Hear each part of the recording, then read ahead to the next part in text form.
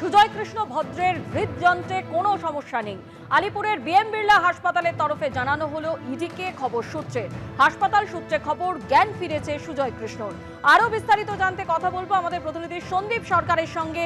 Sandeep, BM Birla হাসপাতালের তরফে সুজয় কৃষ্ণ ভদ্রের শারীরিক অবস্থা সম্পর্কে আর কি জানতে পারছো? সুজয় কৃষ্ণ ভদ্রর শারীরিক অবস্থার উন্নতি হয়েছে বলে আলিপুরের বেসরকারি হাসপাতালের তরফে জানানো হয়েছে এবং আমরা যেটা জানতে পেরেছি হাসপাতাল সূত্রে, সুজয় কৃষ্ণ ভদ্র তার শারীরিক অবস্থার উন্নতি হয়েছে, তার জ্ঞান ফিরে এসেছে।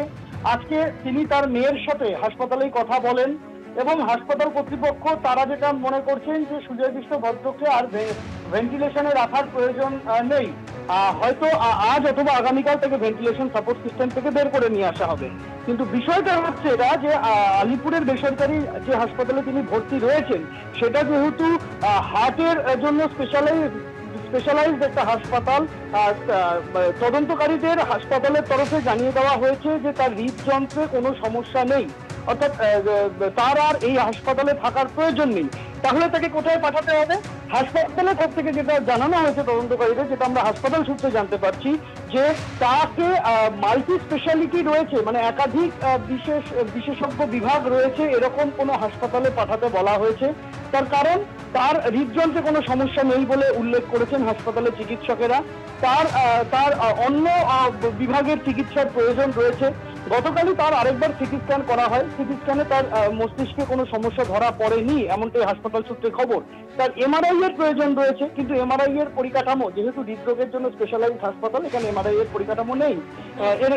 সেই একই রকম ভাবে অন্যান্য বিভাগও কিন্তু বিএম বিড়লা হাসপাতালে নেই, সেরকমটাই হাসপাতালের চিকিৎসকরা বলছেন।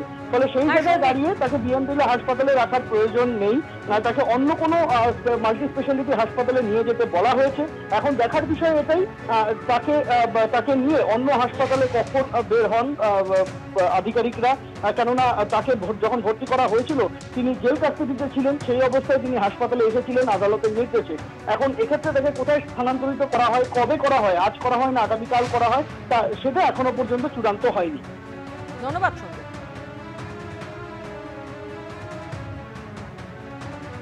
পাসপোর্ট জালিয়াতি কাণ্ডে গ্রেপ্তার আরো এক। নদিয়া থেকে গ্রেপ্তার ধীরেন ঘোষ। ধীরেন ঘোষকে গ্রেপ্তার করলো লালবাজারের গোয়েন্দা শাখা। টেলিফোনে এই মুহূর্তে আমাদের সঙ্গে রয়েছেন আমাদের প্রতিনিধি পার্থপ্রতিম ঘোষ। পার্থপ্রতিম, পাসপোর্ট জালিয়াতি কাণ্ডে আরো একজনকে গ্রেপ্তার করলো এই ধীরেন ঘোষ, কিভাবে এই জালিয়াতি চক্রের সঙ্গে জড়িত, কি জানতে পারছো? দেখো, পাসপোর্ট জালিয়াতি চক্র সেটা কিন্তু একেবারে কলকাতা থেকে জেলার বিভিন্ন জায়গায় ছড়িয়ে যে রয়েছে এবং এই গ্রেপ্তারি থেকে আরো স্পষ্ট হচ্ছে। ধীরেন ঘোষ নামে এক ব্যক্তিকে গতকাল রাত্রেবেলা, গভীর রাত্রেবেলা তার ভাড়া নেওয়া যে বাড়ি নদিয়ার চাকদার এলাকায়, সেই বাড়িতে রেড করে লালবাজার গোয়েন্দারা এবং সেখান থেকে তাকে গ্রেপ্তার করেছে।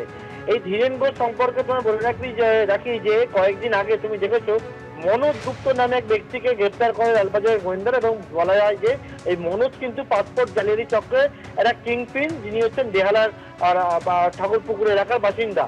তাকে গ্রেপ্তার করার পর তাকে জিজ্ঞাসাবাদ করে এই ধীরেন ঘোষ সম্পর্কে তথ্য পাওয়া যায় এবং যেমনটা জানা যাচ্ছে মূলত জেলার বিভিন্ন জায়গায় সীমান্তবর্তী এলাকা থেকে যারা অনুপ্রবেশ করে তাদের পাসপোর্ট করিয়ে দেওয়া এবং কি নদিয়া এই সমস্ত জায়গায় যারা অনুপ্রবেশ করে তাদেরকে পাসপোর্ট করিয়ে দেওয়া চক্রের সঙ্গে কিন্তু এই ধীরেনের যোগাযোগ তেমনটা পাওয়া গেছে এবং সেইটা একেবারে মনোজের মারফত সেই কাজটা হতো বলে জানা গেছে। ধীরেনের বাড়ি থেকে তল্লাশি, সেখান থেকে প্রচুর বেশ কিছু নথিপত্র, তার মধ্যে একাধিক আইডি, সেটা কিন্তু উদ্ধার হয়েছে। তাকে গতকাল গভীর রাত্রি 2:30 নাগাদ তার চাকদার বাড়ি থেকে গ্রেপ্তার করেছে লালবাজারের গোয়েন্দারা। আজকে তাকে আলিপুর আদালতে পেশ করে নিজেদের কাস্টাডিতে নিয়ে পরবর্তী তদন্ত এগিয়ে নিয়ে যাবে। কিন্তু এর জাল যে কলকাতায় শুধু সীমাবদ্ধ না, কলকাতা জেলা সহ বিভিন্ন জায়গায় যে ছড়িয়ে রয়েছে এই পাসপোর্ট জালিয়াতি চক্র, সেটা কিন্তু আরো স্পষ্ট হচ্ছে যখন এই গ্রেপ্তারিগুলো হচ্ছে। এবং ইতিমধ্যে বলবো এই পাসপোর্ট জালিয়াতি চক্রে কলকাতা পুলিশের হাতে মোট 8 জন এখনো পর্যন্ত গ্রেপ্তার হলো এবং আজকে এই ধীরেনকে হেফাজতে নেওয়ার আবেদন জানাচ্ছে পুলিশ এবং পরবর্তী ক্ষেত্রে আরো কিভাবে এই জাল ছড়িয়ে রয়েছে, কোথায় কোথায় রয়েছে, সেটাই জানার চেষ্টা করবে লালবাজারের গোয়েন্দারা। ধন্যবাদ।